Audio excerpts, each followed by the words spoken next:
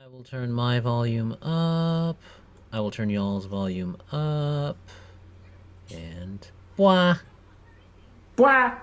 Oh, we missed it, Kane. You Damn it. missed it. Go back, start over. No, no Off start our o- mojo. No was take trying to backsies. find a copy of the Bee Gees version of Yeah. All right. Greetings and salutations again, everyone. Welcome back to the Inn of Planar Crossroads, and welcome back to our Around the Hearth discussions. This time, we are going to be discussing the song. Let me see. It's been covered by several people. We're actually going to be using a different cover for our chat this time, but it's the Bee Gees. I Started a Joke. This was a choice of Levi's. So if you don't like our conversion, you can at him in the comments Levi. or something and say, "Yeah, Levi." I'm scrolling up trying to find this video, and I passed the man with the homemade ballista and that nerdy smile of his. Oh, it's so beautiful. All right. Man, there we go. All right, here we go. Announcements real quick. This is an adult podcast that sometimes features certain adults that use adult language. You have been warned. Yeah. Thanks, Dad. Yeah. Hey, there it is, right there. There's that adult language, adult sign language. Adult sign language. Also, for announcements for the Interplanar Crossroads, we have had a little trouble with our scheduling and getting together for games recently as far as actual play. So we may be opening up a slot in our little group to add in another person, probably just one, so that we can kind of keep up at least making some content. It will likely be in the Open Legend system, so hopefully you guys will enjoy that. We've had some good feedback about that and people wanting actual plays. So we'll see how that goes. But other than saying all of this content that you see on the channel is brought to you by you, the viewers, and our and by Patreon, rather than the YouTubes and the revenue that does not come to us from there. You got anything else you want to announce, Tommy? I know you got your Pathfinder We're doing that Final Fantasy D20 giveaway. Why, yes. Do you want anime hair? Would you like a sword with a revolver inside it? Because that is logical. Would you like to jump up in the air with a spear and then land on folks for lots of damage? Would you like to play the system with non-Vancian magic? Mm-hmm. We're doing it over at Black Dragon Gaming. I don't know when these are going live. It'll probably be in the next... before March-ish. Yes, it will be done before March. But we are, like my game will be done before March. Oh, okay. Like you're going to take 2 months to upload. You're not going to lose that computer. I had to knock on wood real fast. Hey, I took care of it, all right? Yeah, that one. The thing about computers is they die a lot. But we're looking for folks to join one of our top-tier patron groups. Extra patrons get you probably like cycle them. So like that one ends, then we'll do another giveaway for more folks again and again and again. And the link's in the description. I have no power to say that, but I'm pretty confident. Oh yeah, he's pretty confident that Adam will put them in there. I can't do anything, but I'm gonna be a I don't have the power to hack their channel, but if I did, I would put the link in the description and nothing else. I promise. All right. Well, those are announcements out of the way. Now we can get to Levi's pick, and I will pull up the lyrics for everybody and maybe start in the background. We're going to be starting a version by Angela Zhang, for those curious. But it'll play in the background while we talk about this. So, Levi, take us away. Okay, first thing first, because I like her cover more than the original. So that's why it's this version. Sorry if that insults anyone's musical tastes. Sorry, not sorry, 1970s. Yeah. Anyway, so when I listen to this, it like implies a specific character, but I think more important than that is the resulting world I imagine happening after this is happening. After this has happened, I'm imagining like a wannabe trickster god who was trying to have fun. We'll go with the line, "I started a joke, which started the whole world crying." So I'm imagining, like, it starts off with him being like, oh, what would be funny?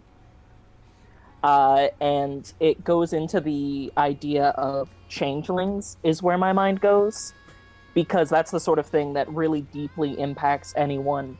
Like, less so changelings, think more Lamashtu-esque, but not meant malevolently. Right? Yeah, Okay. So like I bestiality, or is this like where everybody gets a good time? Hyena. could you repeat that, Adam? Sorry, I was too busy singing. I was just My like, with it being Lamashtu, but not evil, so it's like mother of monsters. Well, Like, no, but she's okay, out so there take- bestiality you know that monster Lamashtu type thing, or what No. are we talking about? Okay. Okay, you know that Lamashtu spell that like a child will be born as a monster instead. Okay, I see where you're going. The Yes. idea is they have a magic, and there's a random chance that babies will get different deformities and whatever. And the idea of like all this time going up, and then surprise, your baby's not a whatever you are, depending on what the setting is, was intended as a joke. You didn't want a minotaur? Well, too bad. You Yeah. got it, though. Right, but that's the whole point. Is like a misguided and person who doesn't understand how to interact from this god's perspective. Because like I started a joke which started the whole world crying. I started a joke that made Okay. someone build a labyrinth to keep my sad, sad child. Thanks, Poseidon. Yeah, kind Sorry, of. go on. No, it's. I mean, like that's the sort of thing that will exist. But okay. So that goes. The god is detached from how people go, and the point being that like that first stanza is actually just the start of the campaign in general, right? You're in the world, and now there's a plague of babies being born as monsters randomly. The I started to cry is, and when I say trickster god, I more mean trickster demigod, because I don't want them to have the power to take it back.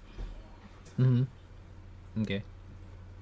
The point being that the goal of the party is to go and find a way to solve this. They go. The goal for this would be that they would find a way to contain the god's power, because it's a god. They can't really kill it, generally speaking. Okie dokie. Which is where we get the I started to cry, which started the whole world laughing. In this case, it's specifically not like a joke version of laugh, but like laughing in joy. Because like babies are being born normal again. At least more often.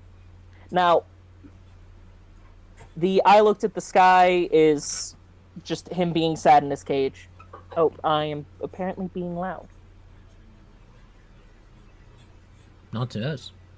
Kids these days and their parents. No, actually, sister.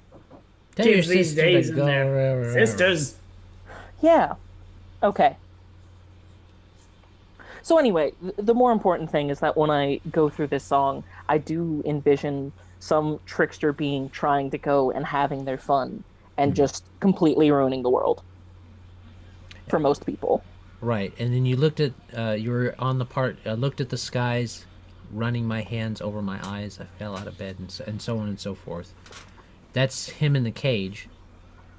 So what comes after that? Okay. On the lyrics that I'm on, which is metrolyrics.com, we skip the next two bits because those are mostly repeats. Okay.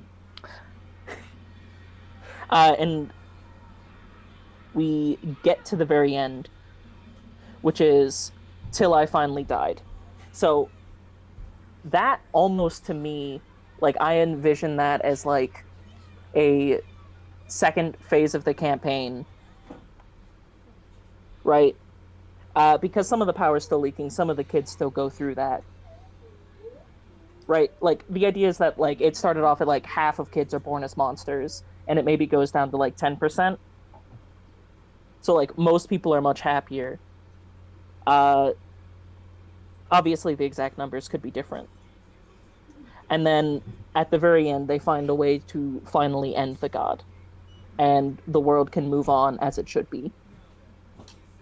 Which started the whole world living.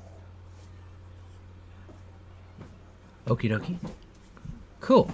And then more the person being sad. I can work But with in this that. case they'd be dead. pretty hard to be Okay. sad when you're dead. I mean, I'm just throwing that out there. Yeah. All right. Well, okay. Kane, do you have any remarks around his presentation there? Well, it sounds like sort of like the hero's journey to kill a god. It feels very archetypal fantasy, which I can get behind. I think it'd make for like a good, like run of the mill is the wrong one, but it's like it progresses in the traditional like hero's quest act series. 1, 2, The 3. tropes indeed are tropes for a reason. They are good. But I think it sounds pretty interesting. You have like this thing goes bad, hero fix thing, but thing is hard to fix because thing cannot be broken. I mean, you know what I mean. Yeah. Mm-hmm. What about you, Tommy? I agree. Actually, that's basically what I was going to say. Like I just said, the tropes are a trope for a reason, and I think a lot of GMs out there will try to get as far away from them as they can to like make their mark on the world, which is great. Do that. Be you. Be the best you be. But like again, we're rehashing the same plot since Shakespeare because it was the good plot. So basically, lands in, like Kane said, very not in a bad way, colored by numbers. I also like the ending around the same basic themes here of like the song that we chose is a little more meta and there's a powerful thing that has a lot of control over stuff, which is an interesting take on the fact that like that again we've picked songs that are building around things. That doesn't necessarily speak to Levi so much as I realize it now about everybody's. As for the song itself, I've never heard the version of the Bee Gees, rather the original, but I think I do like this one better given that I don't much care for the Bee Gees. I haven't heard the Bee Gees, but I know I like this one better. I've heard the Bee Gees. I just haven't heard this version of the Bee Gees and don't care for the Bee Gees. Do care for Angela Zhang. I think you would, Zhang. I'm not sure how to pronounce the last name. I'm going to go with Zhang. Zhang. In any case, as far as like how it works in a game, you could always. I'm trying to. Okay, so one way you could take this in such a way that it's a little less, not the like color by numbers kind of GM. The narrative is coming strictly from one entity to anyone who will hear them. So it could also, and I'm not trying to like crap on Levi, but I could also see the song as like said entity has to recruit said heroes for said journey to fix it because cannot. And is like, I'm sure there's some mythos somewhere where a dead god still has like, maybe not domain powers, but like basic communication powers, or like is Cthulhu sleeping somewhere? Well, that's a whole different connotation, isn't it? But the point being, I could definitely also see the song take the like go fix for the entity as well as kill the entity, or go fix for the entity, then realize the entity is the problem, and then go kill the entity, and then you've started a joke, and then the whole world's crying. Yeah. You ended that off so somber, so strangely somber. I do what I can every day Yeah. to be strange and somber, I suppose. Yes, that's my bread and butter. Strange and somber. Being real weird and real sad together as one. I actually like that part of it, that idea of that sadness. I like also that Levi basically has in his conversion the beginning of the campaign and the end of the campaign all in the first stanza, the first part there. He started the joke, whole world crying. I started to cry, the whole world laughing. So there's that dichotomy there. I'd actually play up that tragedy of it. I wouldn't necessarily I think it would be cool if the god did it not necessarily by mistake at the start, but it was a mistake, and he, like you guys said, he doesn't know how to. He can't fix it.